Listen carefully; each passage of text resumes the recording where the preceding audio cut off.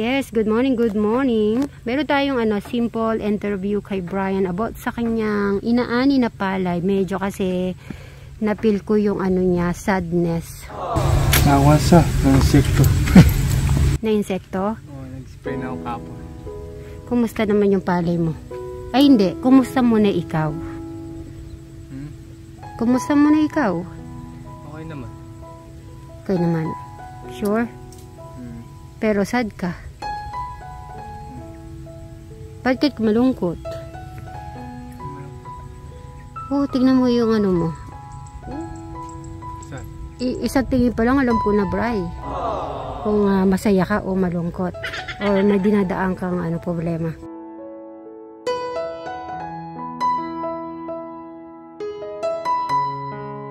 Okay, kumusta yung palay? Ano yung update about sa palayan mo? Nagkakan. Na-insekto ako. Nadapuyog ng insekto. Anong insekto yun? Insekto, mga gamo-gamo. Nagkasakit. Kuha ka ng isang pirasong palay. Saan? Diyan. Yung abaw na insekto. Ano itsura? Ay, nandun, ang layo. Nasa bukid pa. Mga ilan hektarya yung Panat yung iba, namatay. Hindi na yung tutubo? Hindi na, tuyo na.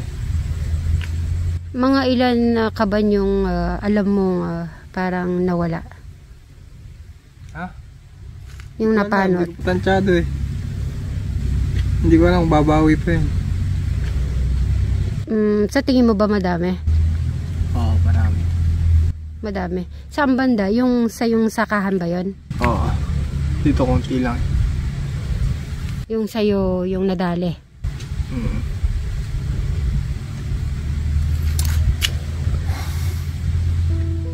Meron bang yun? Meron ba tayong magagawa doon para ma-solve? Insecticide, isprayan ko ulit bukas. So bumili ka ng pang lason? Yung nasa timba? Stock ko dyan. Oo. Mamamatay yung insect dyan? Oo. Ano yun? Yun lang sa'yo or lahat yun mo dito, lalagyan mo din para hindi masama? Yung ibang palay? Lahat yan. I-sprayan ko. Hindi naman gano'n malalad dito sa ito. Nagapan. So, ganun po malungkot si Bri. Pag malungkot si Brian, parang itutulog niya na lang yata yung kalungkutan. Yes, madam. Kumusta na yung asyenda? Asyenda? Talbusan? Yes. Talbusan, yes. Ba? Maano din pala yung kamay mo. Natubo yung mo Natubo na yung talbusan. Madali lang naman kasi patubuin to. Okay. Mamamasyal pa ako sa another asyenda natin. Ayun. Kay Robin. Si Sir Robin naman namamahala dito sa another asyenda. Mamaya naman, third asyenda. Palabas naman si Boss Eric naman natin. At siya naman yung mag-spray na ating talong. Ang ganda naman ng talong naman na yan. Pero usog. Hala, ang ganda. Nagbabawas po si Sir Robin ng dahon. Zoom sa baba. May sili? Oh, taan? Gaganda ng sili ni Robin. Saan? Saan ka nagsili dyan? Aba na, hindi ko alam pala. Nagsili pala si Bin. Silipin natin yung sili. Ilang sili na tubo mo? Matigas na dito. Ay, matigas na dyan. Okay. Ilan may sili. Galing naman. Ay, ang laki na. Pang sigang to, Madam Shahen. Ilan yung sili mo natubo? Parang lang. Nahalo. Ayun may pangsigang na tayo. Papakita natin kay Eric, matutuwa yan. Kahapon yan, may nag-harvest si Madam Sharon ng okra. Yan, ganda. Pero usok. Start muna ni si Robin para daw hindi mabigatan si Eric sa kanyang yung lagayan po ng spray kasi punong-puno na po yung laman. Joanne, ikaw ba gumawa nito? Alam ko mahaba to, hindi isa-isa. Ha? Dugtungan natin. Konti ito. Tig 100 pa. Ay, Brad, dito. Magano tayo? Ugot. Tas sasama tayo para tayo ulit ang makakuha. Ng ugot. Didikit na lang. Hindi ka dito yan. Yung dadagdagan lang dito. Ibutan niya yun. Kaya po, malamangan ng gano'n. Dadagdagan siya. 100. Kaya kanita. Damukan niya. Ay, hindi pa nila. Hindi pa matay.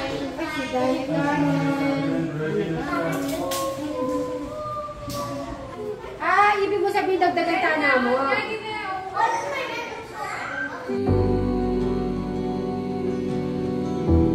Ay, okay. Lupo ka na dito.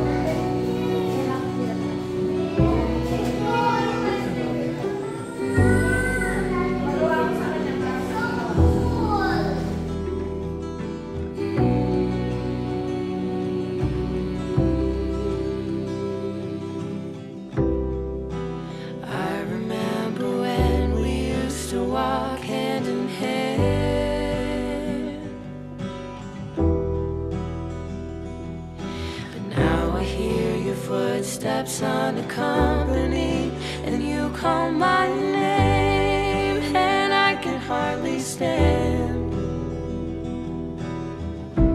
your voice. Mel, ano lang kami doon, magmamassage lang siya na, para di lang ma-board. Kukompletahin ko muna yung mga kids. Hindi na daw, sabi na floor. Ay, anong hinahanap yung barya? Dito tayo sa loob muna. Pwede kami pa-massage muna, Tang? Kasi kanina nag-ano na si Inda. Dito? O, sige, dito ka na muna. Baka kasi maboard si Bri. O, dito tayo. Bri, tignan ko nga ilang kilo ka? Ilang kilo? Bilis. Titinan ko kasi di ba di ka sure sa kilo ba? Tagalin mo naman yung bag-bag mo. Sige ka, tignan ka. Sige, pasok ka. O, sige. Asan? Ha? Hanggang ko lang, 17 kilos lang ako. Hindi, bumalik ka ulit. Posible naman 17 ka. Mga 70 pounds. Pounds siya. Pounds? O, ulit. 170. Ah, sige, bumalik ka. Pounds, galatiin mo lang. 170 ako kaya. Okay, ako mag-check ako.